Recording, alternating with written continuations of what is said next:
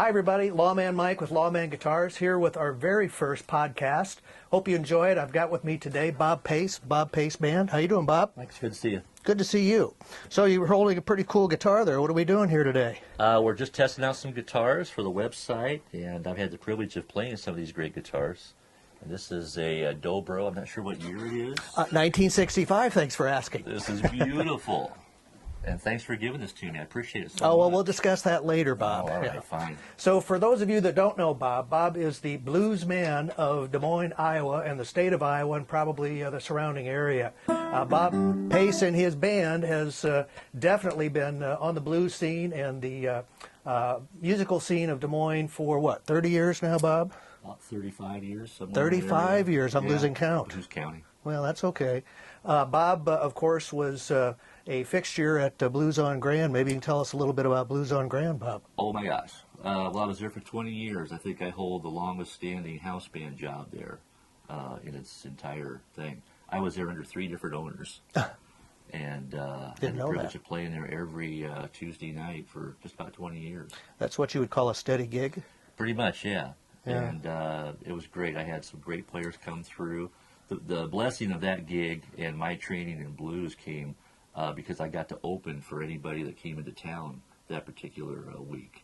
Well, I've talked to so many musicians across the country, and so many of them remember Blues on Grand, and I was amazed at who all has been through here. Anybody come to mind that was at the forefront? Eric Sardinas came in and jammed one night for a couple of hours. Oh, that's cool.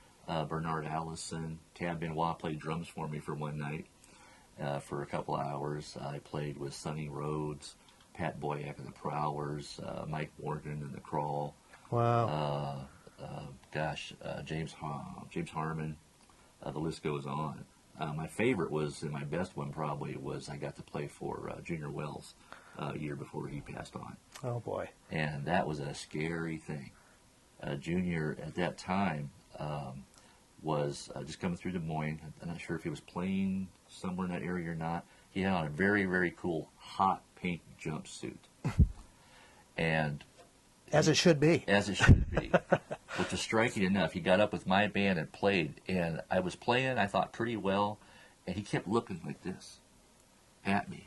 And at that point, I thought, oh, man, either something's open, or I'm doing something wrong, or something hanging out of my nose. I don't know what it is. And I kept playing, and he kept looking back at me like that. And he wasn't smiling, and he wasn't frowning. And after he got done, he came up to the microphone, gave me one more look, he said, and I can't really say this on a podcast, but he said, that is one funky something or other white boy. High praises. It really was. And I was just about like, oh, thank God he wasn't going to kill me.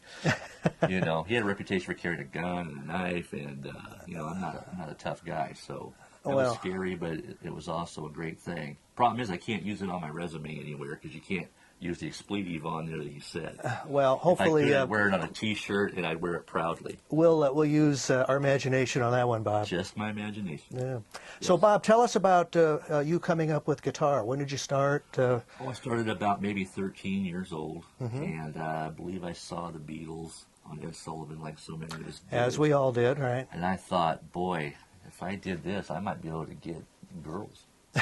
Did it work? Well, after 2 wives, yeah, a couple here and there. And of course, as we get older, we seek enlightenment, so we don't play strictly for that reason. We play for our souls. Myself, to be honest, I was playing to make a living for my family. I've been a musician all my life. And the only thing I've ever done was drive a truck for a little while, and I wasn't good at that. I can't operate a toaster, and I'm not artistic.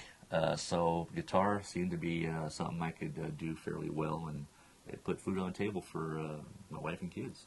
So you started in your early teens. Did you play with all the garage bands and all that around Des Moines? Oh, my God. I'm allergic to garages to this day. I can't go into my own anymore. I know. Yeah, I did so many of those, and I was in quite a few bands growing up like we all were. Sure. 50s bands, surf bands. I came up mostly in the rock and roll 70s, the shred era. Oh, okay. So, ever since then, I've been trying to slow things down a little bit and play tastier instead of doing all this, kind of stuff. But it's a lifelong process. Well, it's definitely something that hearing Bob play today, he's been demoing some of the guitars at lawmanguitars.com for me. And his slide playing is something that I have not been able to accomplish. So I really thank you for coming in today and doing that for me. So, Bob, tell me about your family. I have two boys, and they both are players.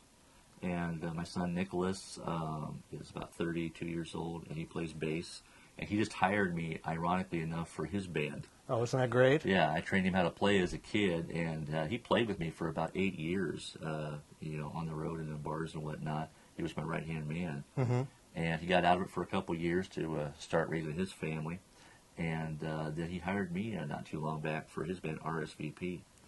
And are they here in the Des Moines area? They are. It's Barb Miller on vocals, Ben Williams on drums, and Nicholas Pace, and myself.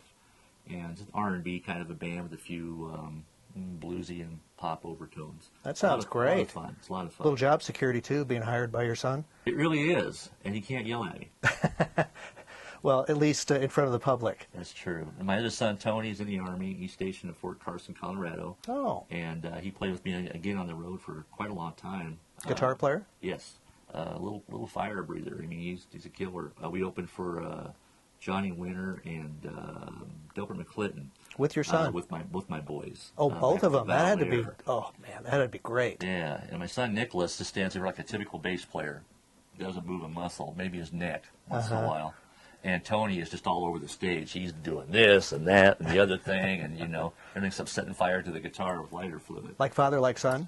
Something like that, yeah. Yes, okay. Yeah. Very good. So I'm proud of both of the kids. They both came up with the blues, and they've stuck with it all these years. And, when Tony gets back, we're hoping to do some more reunion kind of gigs. And I've always called ourselves the Blues Partridge family. Very appropriate. Very Yeah. appropriate.